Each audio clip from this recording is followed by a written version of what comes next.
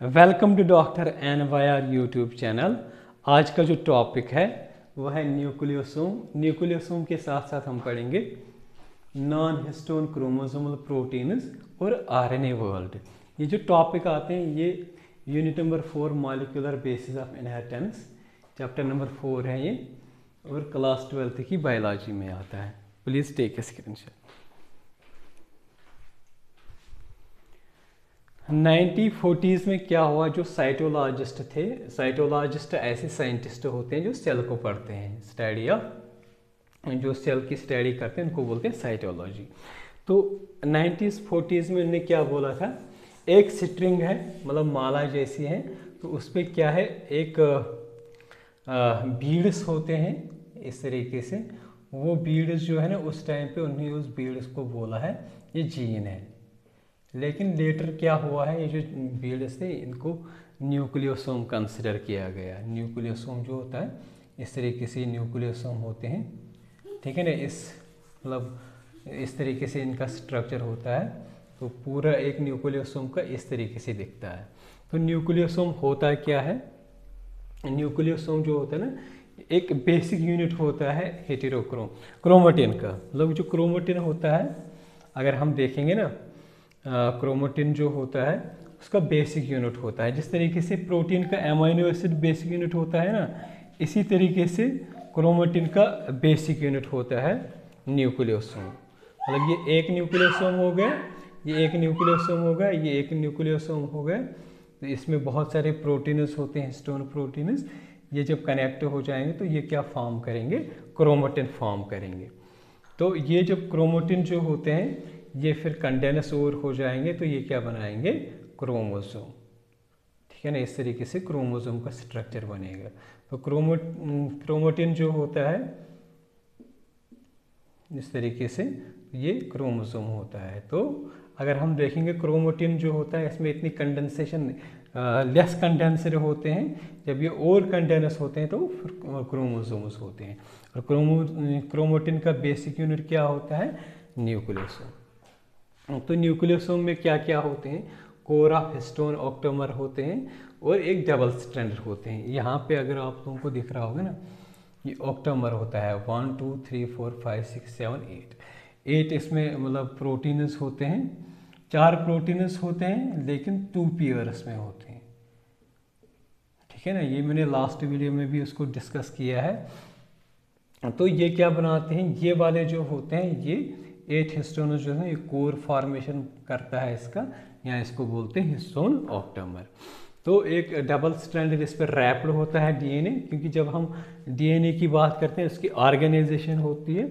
ये न्यूक्लियस में इतनी स्पेस में कम स्पेस में इसको लाना है, तो इसलिए ये कॉइलिंग अपने आप को कॉइलिंग कर देता है ना। इस ये जो ऑक्टोमर होता है हिस्टोन ऑक्टोमर, इसके ऊपर रैप होता है DNA, डबल स्ट्रैंडेड DNA। और दूसरा जो होता है, एक और प्रोटीन जो होता है यहाँ पे, ये वाला प्रोटीन जो होता है, मतलब अगर मैं इस तरीके से बनाऊंगा, ये एक न्यूक्लियोसोम हो गया है, दूसरा न्यूक्लियोसोम होगा। ये जो कनेक्ट करता है एक न्यूक्लियोसोम दूसरे न्यूक्लियोसोम, उसको बोलते हैं लिंकर DNA, ठीक है ना। ये किस प्रोटीन का बना होता है, H1 हिस्टोन का बना होता है। तो ये अप्रॉक्सीमेटली एक न्यूक्लियोसोम में 200 बेस पेयर्स होते हैं।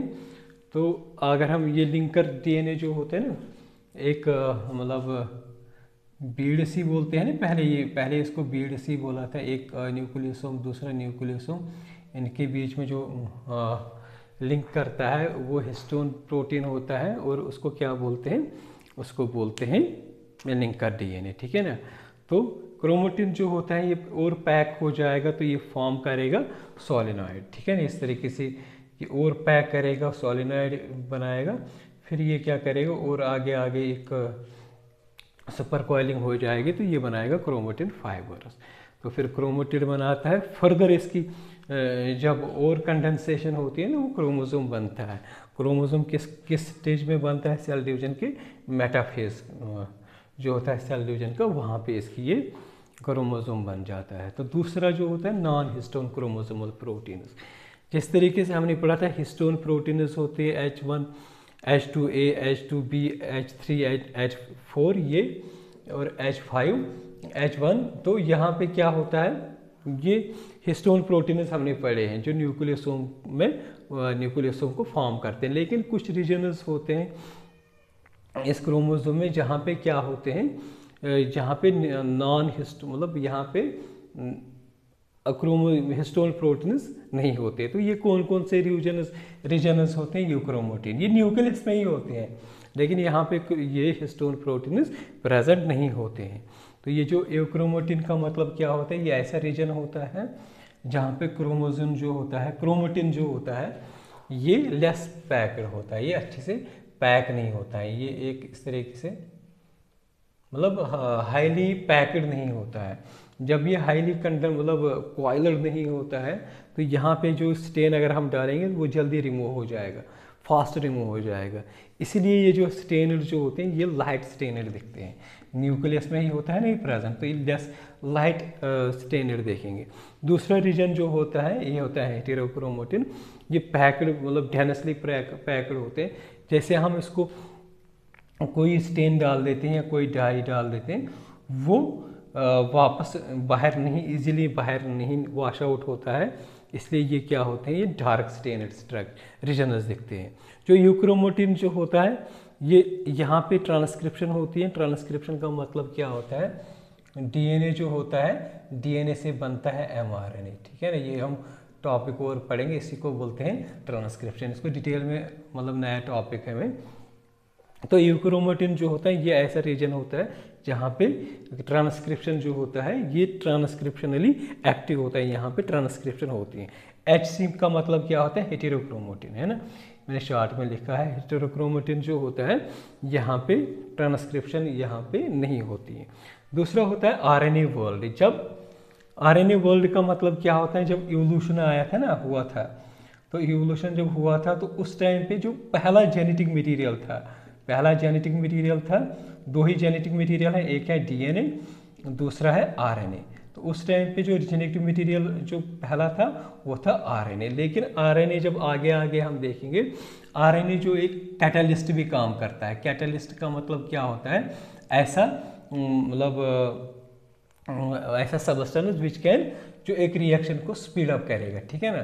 तो ये बायोलॉजिकल एजेंट होता है, इसलिए इसको हम बोलेंगे बायोकैटालिस्ट। तो ये एक तो ये जेनेटिक मटेरियल भी एक्ट करता है, दूसरा ये एक एंजाइम का काम भी करता है। कैटलिस्ट, बायोकैटालिस्ट का मतलब क्या होता है, एंजाइम। एंजाइम ही एक रिएक्शन को स्पीड अप कर देता है। तो दो प्रॉपर्टीज होते हैं।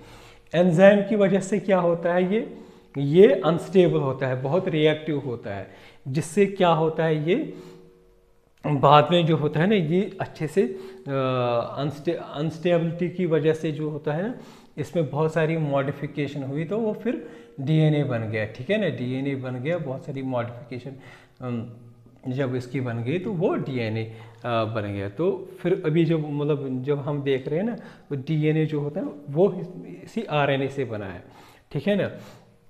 तो जो आरएनए जो होता है, जब ये एंजाइम एक्ट करता है, इसको बोलते हैं राइबोजाइम, राइबोजाइम। तो ये कहाँ पे करता है, जैसे हमने देखा ना आरएनए पॉलीमरेज, तो वहाँ पे ये एज ए एंजाइम एक्ट करता है। इस वजह से क्या होता है, ये एंजाइम जो मतलब आरएनए जो होता है, ये जेनेटिक मटेरियल बाद में नहीं हुआ था, क्योंकि ये बहुत ही रिएक्टिव था, जिसकी वजह से अनस्टेबल था। तो फिर इसमें मॉडिफिकेशन हुई, डीएनए बन गया, डीएनए इवॉल्व हुआ आरएनए से। तो ये जो मतलब डीएनए जो ये स्टेबल था, इसीलिए ये जेनेटिक मटेरियल कंसिडर किया गया। अगर आप लोगों को हमारा ये टॉपिक अच्छा लगा होगा, प्लीज़ इस चैनल को सब्सक्राइब कर दीजिएगा, वीडियो को लाइक एंड शेयर कर दीजिएगा। Thank you very much.